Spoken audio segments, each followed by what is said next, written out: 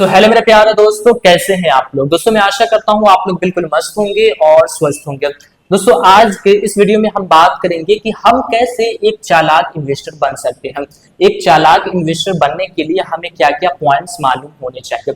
यहाँ पे मैं आपको कोई कोर्स नहीं बेचने वाला हूँ, कोई मैं पेड प्रमोशन नहीं कर रहा हूँ। जो भी मैं बताऊंगा ईमानदारी से आपको फ्री में बताने वाला हूँ।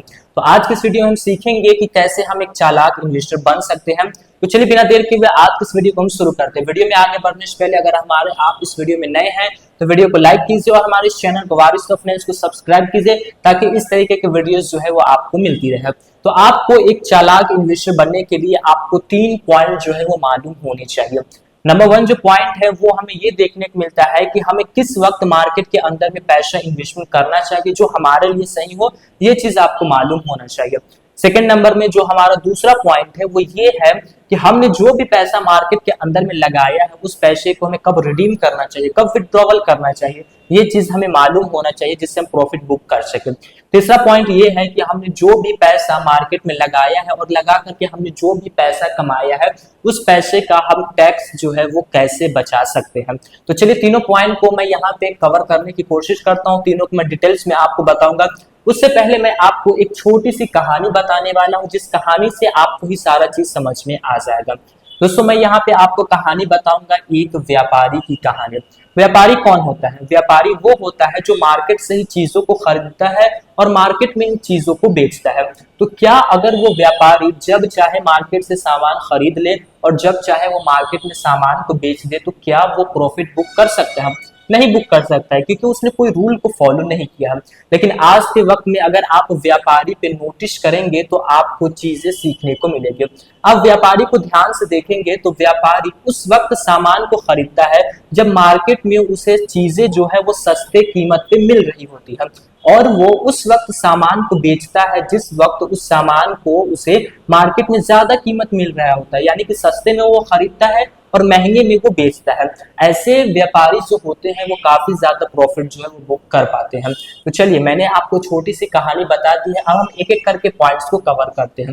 पहला पॉइंट हमारा ये है कि हमें मार्केट में कब पैसे को इन्वेस्ट करना चाहिए। तो देखिए मैं आपको इस व्यापारी की कहानी से ही समझाने वाला हूँ। व्यापारी ने क्या किया कि जब मार्केट में जब सस्ती चीजें उसे मिल रही थी तब उसने पैसे को लगाया, यानी कि चीजें को खरीदा। तो हम भी जब भी मार्केट के अंदर में पैसा इन्वेस्ट करेंगे, चाहे हम स्टॉक मार्केट के अंदर में पैसा लगाए, चाहे हम म्यूचुअल फंड के अंदर में लगाए, चाहे हम ईटीएफ के अंदर में लगाए, तो हमें भी जब मार्केट में सस्ते चीज मिल रही होती है तब हम पैसे को लगाएंगे। जब मतलब ये कि जब मार्केट में कोई क्रैश आया रहे, जहां पे सारी जगह लोगों का हलचल मचा रहे कि मार्केट गिरा हुआ है, उस वक्त हमें पैसे को लगाना चाहिए। हमें मार्केट में जब भी पैसे को लगाना है तो लॉस में लगाना है। लॉस में आप जब भी लगाएंगे तब आपको 2 से 3% जो चीजें हैं वो सस्ते कीमत में मिल जाएंगी। तो देखा जाए तो यहीं पे आपने 2 से 3% प्रॉफिट जो है वो बुक कर लिया है। अब आपको ये क्लियर हो गया होगा कि हमें किस वक्त मार्केट में पैसा लगाना चाहिए। जब मार्केट में लॉस देखने को मिले तब हमें लगाना चाहिए। अब हम बात करते हैं सेकंड नंबर पॉइंट की कि हमें मार्केट में कब अपने पैसे को रिडीम करना चाहिए। मार्केट से हमने जहां भी पैसे को लगाया वहां से कब हमें निकालना चाहिए। तो पहला व्यापारी की हमने जो कहानी सुना, वो कभी भी लगा रहा है कभी भी निकाल रहा है तो उसे कोई फर्क नहीं पड़ेगा, उसे प्रॉफिट नहीं मिलेगा। लेकिन फिर हमने जो व्यापारी की कहानी सुनी कि व्यापारी कम कीमत में खरीदा और ज्यादा कीमत में बेचा, तो हमें भी ना ज्यादा कीमत जब मिले तब हमें वहां से पैसे को रिडीम करना है। आप देखेंगे तो आपको महीना 2 महीना के अंदर में 3 बार 4 बार 2 बार 3 बार जो है मार्केट क्रैश देखने को मिलता है। लेकिन जब क्रैश मार्केट करता है तो बहुत तेजी के साथ ऊपर बढ़ता है। तो जब भी मार्केट ऊपर की तरफ रहे, आप सिंपली एक निफ्टी 50 का ग्राफ को आप देखिए, जब भी निफ्टी 50 का ग्राफ ऊपर आपको देखने को मिले उस वक्त उस पॉइंट पे आप अपने पैसे को रिडीम करेंगे, अगर आपको पैसे की नीड है तो। नहीं तो ऐसा मौका भी आए कि ऊपर मार्केट है फिर भी आपको पैसा रिडीम नहीं करना है, क्योंकि उससे भी ऊपर मार्केट जो है वो जाएगा। तो आपने क्या सीखा दूसरे पॉइंट में कि हमें उस वक्त अपने पैसे को रिडीम करना चाहिए, विड्रॉवल करना चाहिए जब मार्केट अच्छा परफॉर्म कर रहा हो, जब मार्केट टॉप लेवल पे हो, निफ्टी 50 का चार्ट जो है वो ऊपर की तरह गया हो, तब हमें वहां से पैसे को रिडीम करना चाहिए। अब सबसे मेन पॉइंट कि हमने मार्केट में पैसा भी सही टाइम पे लगाया, हमने मार्केट से पैसा भी सही टाइम पे निकालने का तरीका जान लिया, लेकिन यहाँ पे तो टैक्स लगता है। हम जो भी कमाएंगे उसके ऊपर टैक्स लगेगा। टैक्स 2 तरीके के होते हैं, long term capital gain tax और short term capital gain tax. कभी भी हम निकालेंगे तो टैक्स हमें लगेगा ही। तो हम प्रॉफिट के पैसे का टैक्स कैसे बचा सकते हैं? तो तीसरे पॉइंट में मैं आपको ये बता रहा हूं कि आप म्यूचुअल फंड चाहे स्टॉक मार्केट चाहे ईटीएफ का कैसे आप टैक्स बचाएंगे। यहाँ पे मैं आपको एक म्यूचुअल फंड का एग्जांपल देता हूँ, क्योंकि मैं ज्यादातर वीडियोस जो हूँ वो म्यूचुअल फंड का बताता हूँ, तो ज्यादा ऑडियंस मेरे म्यूचुअल फंड के हैं। आपको टैक्स बचाने का तरीका ये है कि आपने जान लिया कि short term capital gain tax, जो कि आपने पैसा इन्वेस्ट किया है, अगर आप उस इन्वेस्ट किए हुए पैसे को 12 महीने के पहले निकालते हैं तो आपको उसके ऊपर short term capital gain tax लगता है, जो कि 20% टैक्स है, काफी बड़ा टैक्स है, ठीक है।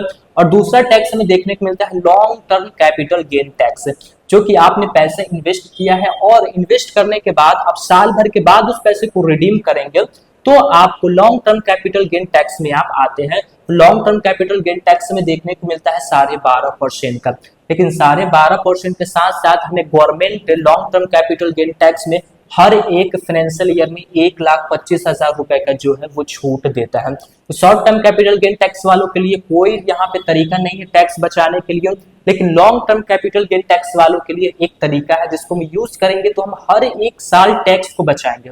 वो हम कैसे करेंगे कि जब हमें government long term capital gain tax में 1,25,000 रुपए के प्रॉफिट के ऊपर, ठीक है, आप जानते हैं कि हम जो भी पैसा इन्वेस्ट करते हैं उसके ऊपर टैक्स नहीं लगता है, जो पैसा हम कमाते हैं उसके ऊपर टैक्स लगता है। तो आपने मान लीजिए कि एक फाइनेंशियल ईयर में, एक साल के अंदर में आपने 1,25,000 रुपए का प्रॉफिट कमाया या फिर आपने 1,00,000 रुपए का प्रॉफिट कमाया, तो आप क्या करेंगे कि आप हर एक साल लॉन्ग टर्म होने के बाद, साल भर होने के बाद, हर एक साल में आप 1,25,000 रुपए को रिडीम करेंगे। आप उस पैसे को विड्रॉवल करेंगे तो 1,25,000 रुपए के ऊपर आपको कोई टैक्स नहीं लगने वाला है। जब हमें उसके ऊपर कोई टैक्स नहीं लगा है तो हमने तो यहाँ पे टैक्स बचा लिया है।